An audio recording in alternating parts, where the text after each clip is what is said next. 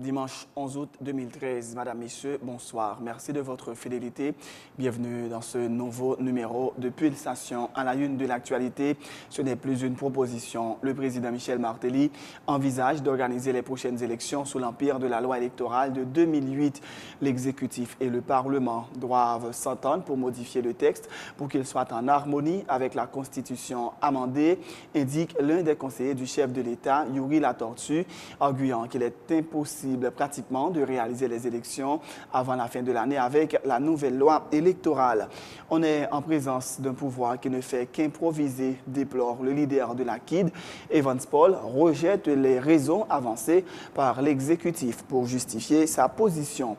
Les chefs de partis politiques pourraient boycotter la rencontre du chef de l'État sur les élections mercredi prochain en raison des propos peu amènes tenus récemment par le chef de l'État à l'égard de l'opposition.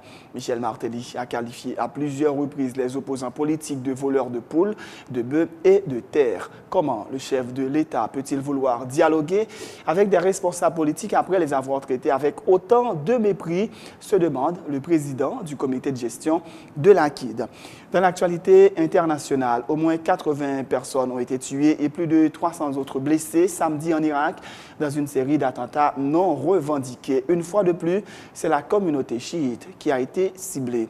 De l'actualité sportive, avec un doublé de Robin van Persie, Manchester United s'est imposé au départ de Wigan 2-0 pour s'adjuger le Community Shield. Il s'agit du premier trophée de David Moyes à la tête des Mancuniens. Madame, Messieurs, restez branchés pour le développement de ces titres et de bien d'autres.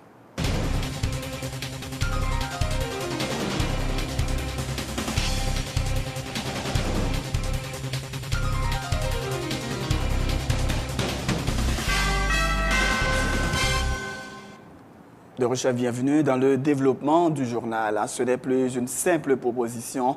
Le président Michel Martelly souhaite organiser les prochaines élections sous l'empire de la loi électorale de 2008. L'exécutif et le Parlement doivent s'entendre pour modifier le texte pour qu'il soit en harmonie avec la Constitution amendée, a indiqué ce dimanche à l'émission Sans détour l'un des conseillers du chef de l'État, Yuri Latortue, arguant qu'il est pratiquement impossible de réaliser les prochaines élections avant la fin de l'année avec la nouvelle loi électorale. L'ex-parlementaire fait remarquer que l'analyse du projet de loi électorale avant son adoption dans les mêmes termes par les deux branches du Parlement est un exercice qui prendra du temps et le travail risque d'être bâclé si on veut faire les élections sous l'égide de cette nouvelle loi qui n'a même pas encore été acheminée au Parlement. En 2008, Parlement, 48e là, que je fais partie de lui, votons loi électorale. C'est-à-dire, tout ça que le Conseil électoral a fait à travers l'exécutif ou bien les parlementaires, c'est modifier la loi électorale. Parce qu'il existe une loi électorale qui a été votée dans les deux chambres, promulguée et publiée. Quel problème la loi électorale et 2008 là, le plus gros problème qui t'a posé c'est qu'entre-temps, la Constitution a été amendée.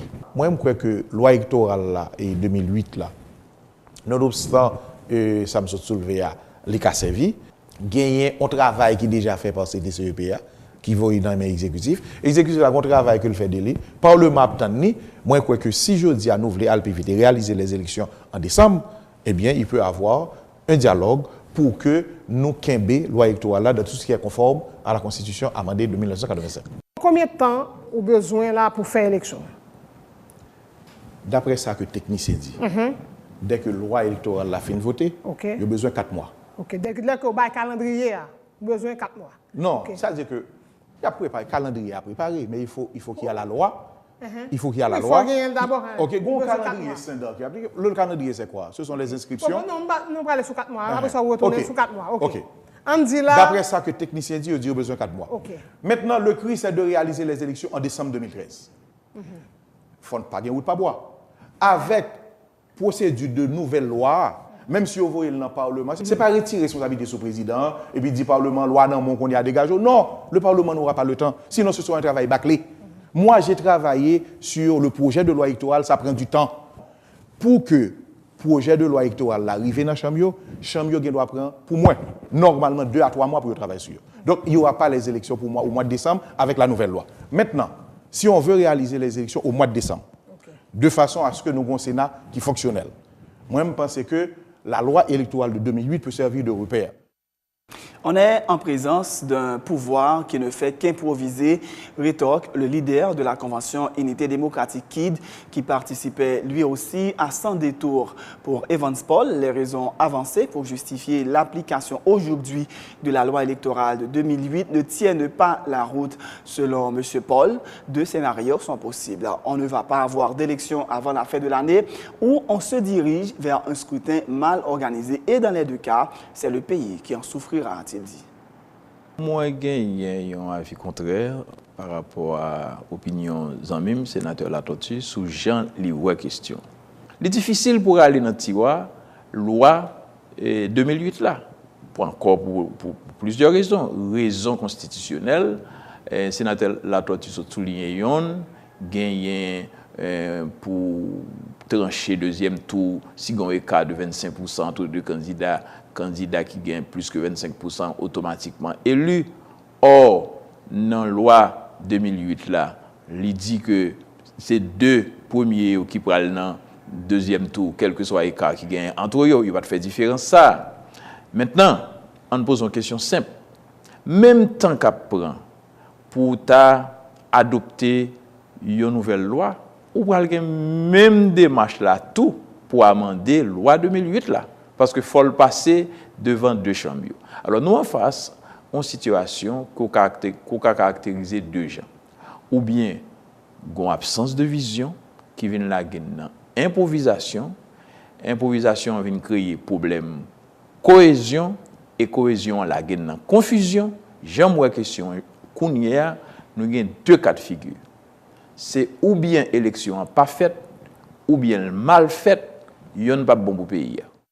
Le président de la Chambre des députés, Jean-Tolbert Alexis, a qualifié vendredi de suspect le retard enregistré dans la transmission du projet de loi électorale au Parlement, rappelant que le Premier ministre lui avait donné la garantie que le texte serait acheminé à son bureau plus tard, le jeudi 8 août dernier. Contrairement à ce qui avait été annoncé, le texte n'a pas été approuvé en Conseil des ministres mercredi dernier. Jusqu'à présent, on attend la loi électorale qui nous a été promis, qui m'a été promis par le Premier ministre depuis jeudi de cette semaine. Drôle de coïncidence, la loi électorale n'est pas venue. Donc, j'attendais, le Premier ministre m'avait confirmé que la loi électorale, là, bon, moi, jeudi, ça a passé. Il confirme même par message, il confirme même dans plusieurs conversations. Jusqu'à présent, j'attends une explication pourquoi la loi électorale ne m'est pas parvenu. Et parce que s'il était parvenu, s'il était venu, je vais mettre en conférence de président lundi, je vais tout former une commission mardi. Et parce que je parle à la présidence Sénat déjà pour former une commission bicamérale. Il n'est pas bicaméral à l'Assemblée nationale, mais pour qu'on travaille rapport dans le même terme pour être capable d'avancer. Mais je vois qu'il y a un retard encore et je n'ai pas d'explication pour ce retard. Et vous êtes un suspect qui quand même augmenté suspicion de 15 sur volonté exécutive là pour faire élection? Oui, il est suspect. Je dois prendre mes responsabilités pour dire que son retard suspect parce que nous disons clairement, le Premier ministre m'a confirmé à 2 reprises, pas plus tard que mardi de cette semaine, il a confirmé formellement avec moi que je vais besoin de loi jeudi. Je ne vais pas besoin. Donc, je trouve l'information que je ne vais pas besoin. Mais il a confirmé avec moi et m'insisté sur ça. Je ne vais pas besoin. Les chefs des partis politiques sont invités à participer le mercredi 14 août au Caribé Convention Center à une rencontre avec le président Michel Martelly sous le thème « Dialogue sur les élections ». Selon Evans Paul, les principaux leaders de l'opposition pourraient boycotter la réunion en raison des propos peu amènes tenus récemment par le chef de l'État à l'égard de l'opposition. En effet, Michel Martelly a qualifié à plusieurs reprises les opposants politiques de voleurs de poules, de bœufs et de terre. Comment le chef de l'exécutif peut-il vouloir dialoguer avec des responsables politiques après les avoir traités avec autant de mépris, se demande le président du comité de gestion de la KID. L'idée dont elle rencontre sont bon bagaille. Moi, je crois que son rencontre qui était faite déjà pour essayer de chercher harmonisation sur comment on a fait l'élection, rythme élection, financement élection. Parce que on n'a pas parlé d'élection, mais nous connaissons en pile fois mauvaise élection qu'on mettait crise dans le pays. Et pas grand rien qui mettait mon en confiance que projet élection doit créer l'autre problème dans le pays, en particulier utilisation de privilèges l'État en faveur de partis sous pouvoir ou bien partis qui proches pouvoir au détriment des autres compétiteurs. C'est des bagailles qui arrivent souvent. L'État bon si tu as un dialogue qui fait sous ça pour moraliser vie politique là. Cependant, ambiance là empoisonnée. Et dans KID, par exemple, nous faisons réunion puisque nous avons une invitation. L'autre parti politique a une invitation. Mais gon intervention le président a fait récemment. Mais tout le monde dit à cause de malaise ça, il y a beaucoup comment il répondre. Présent, nous rencontre président convoqué. Semble-t-il, moi je dis semble-t-il parce que je n'ai pas attendu personnellement, mais comme en pilote collègue politique répété, je m'entendais dans la presse que le président est qualifié dirigeant opposition de volontaire, volontaire, comme ça. Nous pensons que de tels qualificatifs créent une ambiance de malaise pour que même dirigeant opposition ça soit qualifié de voleur de bœufs et de terrain et que c'est eux-mêmes ou le chita parler politique avec eux. Moi-même, moi penser déclaration ça li capable moi mettre le conditionnel pour une décision définitive empêcher rencontre en fait comme les lancé toute parti politique peut-être les principaux partis de l'opposition ne doivent pas représenter de là bon, soit font rencontre soit si président font rencontre pas qu'on fait dialogue avec tête li pas qu'on chercher faire dialogue avec partisans là monde qui proche li tout le monde connaît qui est et Jean Bagay l'a dessiné à forme de qui nous font débat sur question la grande majorité dit faut président a retourné sous parole a fait voler bœuf voler cabrit comme ça parce que ça était vraiment donc nous la kid Sinbrale non normalement et la décision c'est par rapport à la déclaration ça si pas une sorte d'excuse publique qui baille sous question ça. Et au niveau du KID, ce n'est pas participer. Et c'est presque la même position pour la plupart des partis de l'opposition. Ce sont dans les deux camps que des expressions malheureuses ont été prononcées, déplore le conseiller du chef de l'État, Yuri Latortue. Il fait remarquer que des membres de l'opposition traitent le président et le premier ministre de tous les noms. L'ancien parlementaire plaide en faveur de la normalisation et de la moralisation de la vie politique. Moi-même, c'est conseiller président, Mabdou, que je regrette parole ça. Même je regrette que le sénateur Moïse, alors par exemple ça, et d'autres dirigeants de l'opposition, a traité le président de tous les mots, de tous les noms d'oiseaux, et que je dis, pas grand monde qui j'aime camper pour dire que ça n'est pas bon. Moi, je crois que on recule et nous devons moraliser, normaliser la vie politique là pour nous connaître que, eh bien, il y a des gens pour nous comporter nous. Donc, dans ce sens-là, moi, je crois que c'est très regrettable que Moussa ait prononcé des deux côtés et que je dis, nous devons rendre compte, surtout au niveau des partis politiques, que c'est base essentielle vie politique là et qui doit avoir du respect des deux côtés et que, en telle rencontre, nous au niveau de rencontre là, demander à ce que justement entendre-nous pour que parole ça ne pas prononcée, mais l'essentiel, il faut nous dialoguer sur lui, puisque nous avons une situation justement, côté que, pour moi, il y a une définition de démocratie, c'est le dialogue permanent. J'ai pris une déclaration, mais il y a des dizaines de déclarations dans ce sens. Je ne vais pas lister aujourd'hui, mais il y a des dizaines de déclarations des membres, peut-être soi-disant de l'opposition au président, puisque justement, les partis, il faut me dire ça tout, il y a des gens qui ont un parti politique qui ne va jamais arriver, qui ont déplacé ça, même penser, il y a un pilote qui pensait que dès qu'il y a une position qui est contraire, eh bien, il y a une façon pour manifester, eh bien, c'est dit tous les mots sur le président ou sur le premier ministre. Tout à fait autre chose. L'insécurité alimentaire a considérablement augmenté ces dernières années en Haïti, selon l'ONG Haïti au Secours catholique Caritas France.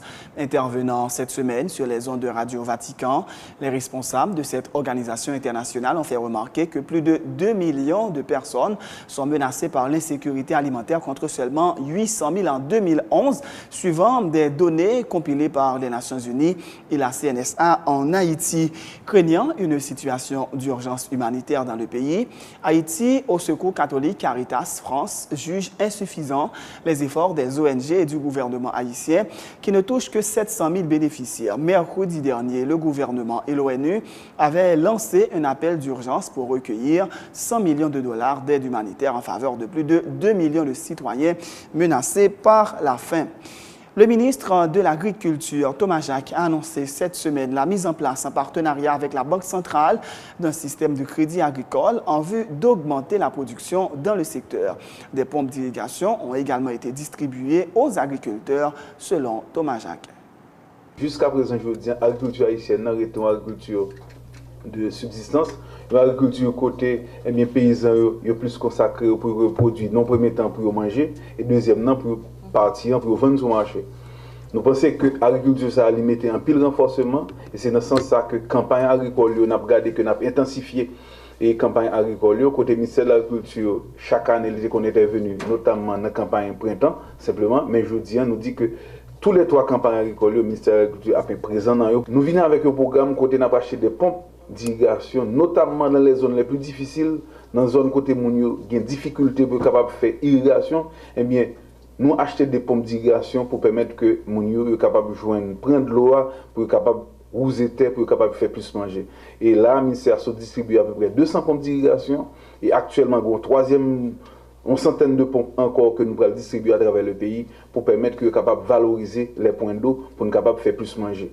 Et notamment les communes les plus difficiles, tant que Gérabel et dans le nord-est, et Baie-de-Haine, et des communes dans Terre-Neuve, des communes, noté Saint-Michel, et hier dimanche, nous dans le plateau central, côté nous avons distribué des pompes d'irrigation pour nous capables d'utiliser les pompes pour capable faire irrigation, pour capable d'augmenter la production agricole. Avec discussion que nous avons fait avec la Banque centrale pour que nous arrivions à mettre en place un système de financement agricole qui permette que les planteurs jouent un crédit agricole, jouent une assurance agricole pour permettre qu'ils soient capables d'investir mieux dans l'agriculture. Et si tu as un problème au niveau de production agricole, là, soit un problème à cause d'un cyclone, et bien à cause de l'assuré, et bien capable de rembourser, capable de perdre que tu as subi, capable de diminuer. L'autre aspect, c'est surtout mettre en place un système zoophytosanitaire qui peut permettre que les produits que nous avons fait, et bien sont capables de ser des produits sains pour que nous soyons capables de contrôler les produits, pour que nous soyons capables de produire que nous avons vendu dans les pays étrangers ou bien produits que nous avons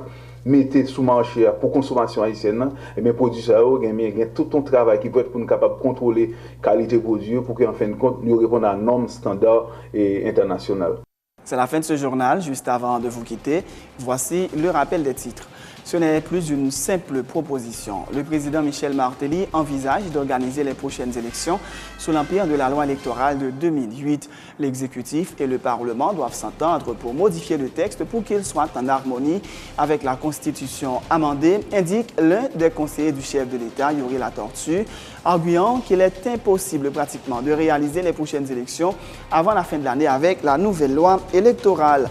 On est en présence d'un pouvoir qui ne fait qu'improviser, déplore le leader de la KID.